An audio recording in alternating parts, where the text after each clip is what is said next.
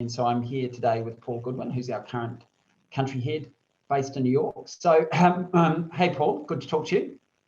Morning, Shane. Good to talk to you. How does ANZ set itself apart? I mean, today we may have been first, but we're not the only Australian bank there. And in fact, we're not, there are just literally hundreds of international banks who have offices servicing and targeting those very same great companies. What are we known for in the US, and what do you think sets us apart? What's our point of difference?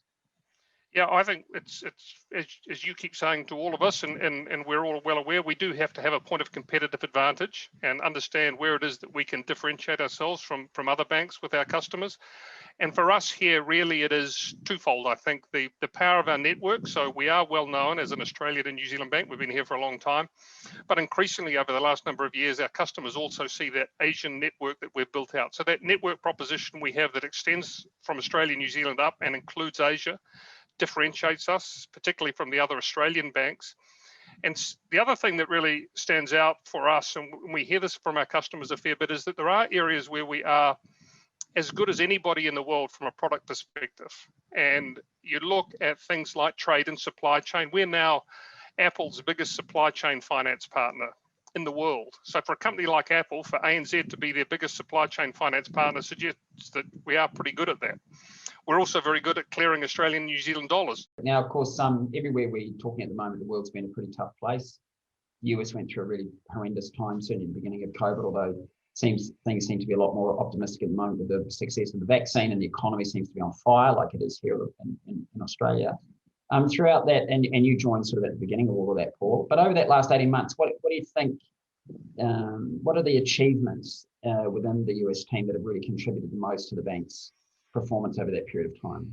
As we went into COVID, and as you know, and before the central banks got their different liquidity mechanisms up and running that put in place after the GFC, we were able to ensure that US dollar liquidity was not an issue for the group.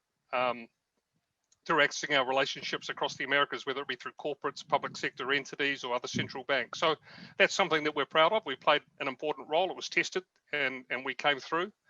The second is that even though things have been pretty tough in the US, we have still been able to support our customers. And as I said, we've done that in those areas where we have world-class capability. And I've talked about the success we've had with the North American banks and clearing and supply chain finance. So for those companies that were really looking to us to provide value through our capabilities, we delivered for them. And that was even so for companies that were having a tough time. Boeing is one of our successes, ironically, over the last 12 months in terms of, we do significantly less with them than we did 12 months ago. But the way we organized our limited capabilities over the last 12 months from a capital perspective around their needs has meant that our relationship with them is stronger than it's ever been.